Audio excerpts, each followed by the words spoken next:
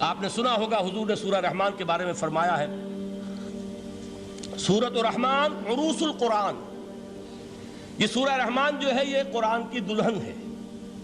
جیسے دلہن کو آپ خوشنما لباس پہناتے ہیں، آراستہ پیراستہ اس کو گہنے اور اس کو زیور پہناتے ہیں، تو جس طریقے سے سجاتے ہیں آپ دلہن کو، اللہ تعالیٰ نے ایک سورت قرآن مجید میں یہ ایسی رکھی ہے سورہ رحمان کہ اسے خوب سجایا ہے۔ اس میں الفاظ کا در و بست، اس کا اپنا ایک ڈیوائن میوزک ہے۔ وہ تو اللہ تعالیٰ قراء جو ہے خاص طور پر مصر کے قراء، اللہ تعالیٰ ان پر رحمت نازل فرمائے، ان کی خطاؤں سے درگزر کرے۔ جس طرح قرآن کے انٹرنسک میوزک کو انہوں نے واضح کیا ہے، واقعہ یہ ہے کہ اگر یہ لوگ نہ ہوتے، شیخ عبد الباسط محمد عبد الصمد، شیخ محمود خلیل الحصری، یہ لوگ کہ جنہوں نے قرآن کے اس غنا میوزک، یہ لفظ جو ہے آپ حیران نہ ہو کہ میں یہ کوئی شاید توہین کر رہا ہوں قرآن کی، حضور نے یہ لفظ استعمال کیا ہے، تغنو، اس قرآن کو اچھی سے اچھی خوشلحانی کے ساتھ پڑھو۔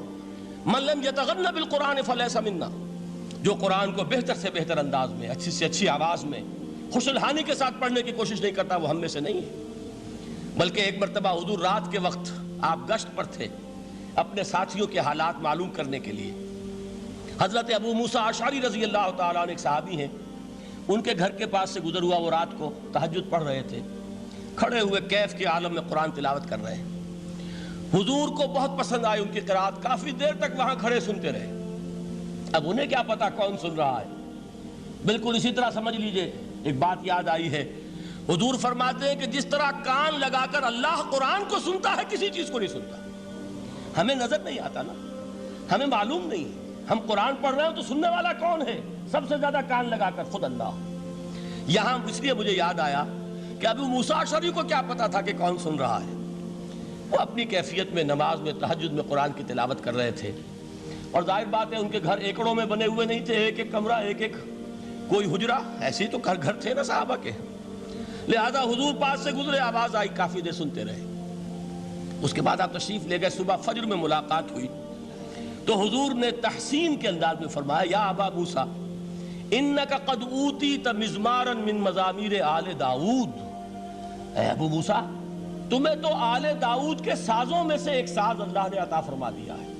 جس طرح حضرت داؤد، لہن داؤدی مشہور ہے کہ جب وہ پچھلے پہر رات کو حمد کے ترانے الاپتے تھے، قرآن میں ہے کہ پرندے شامل ہو جاتے تھے ساتھ، اور پہاڑ وجد میں آتے تھے، پہاڑ بھی ان کے ساتھ شریک ہوتے تھے۔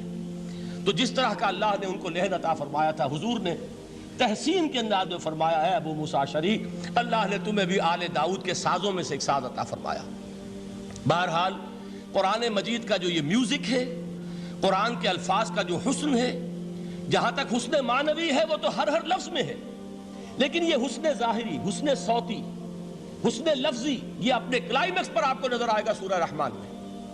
لیکن قرآن میں یہ سورت اس اعتبار سے بھی ممتاز ہے، اس کی 4 آیات پر ذرا توجہ کریں گے، عجیب حقائق سامنے آئیں گے۔ جہاں یہ قرآن مجید کے حسن صوت اور حسن لفظی کی معراج ہے، وہیں اس کی پہلی 4 آیات میں 4 چوٹی کی چیزوں کا ذکر ہے، سب سے اونچی چیزیں۔ پہلی آیت کیا ہے؟ الرحمن، ایک آیت ہو گئی۔ رحمان کیا ہے؟ اللہ کا نام ہے۔ کبھی آپ نے غور کیا اللہ کے ناموں میں سب سے پیارا نام کون سا ہوگا؟ رحمان۔ کیوں؟ اس کا مادہ کیا ہے؟ رحمت۔ ہمیں سب سے بڑھ کر جس چیز کی ضرورت ہے وہ کیا ہے؟ رحمت خداوندی۔ نام اچھی طرح سن لیجئے اس حضور کے قول کو۔ حضور فرماتے کوئی شخص جنت میں مجرد اپنے عمل کی بنیاد پر داخل نہیں ہو سکے گا جب تک کہ رحمت خداوندی دستگیری نہ کرے۔ کسی صحابی نے بڑی ہمت اور جرأت کا ثبوت دیا کہ پوچھ لیا، کیا حضور آپ بھی؟ جب آپ نے فرمایا کوئی شخص داخل نہیں ہو سکتا جنت میں محض اپنے عمل کی بنیاد پر جب تک کہ رحمت خداوندی جو ہے وہ دستگیری نہ فرمائے۔ پوچھا گیا کیا آپ بھی؟ آپ نے فرمایا ہاں میں بھی۔ آپ انداز کیجئے کہ اگر محمد الرسول اللہ بھی رحمت خداوندی کے ضرورت مند ہوں تو تاب دیگراں چہ رسد، ہماری تو سب سے بڑی ضرورت رحمت خداوندی ہے۔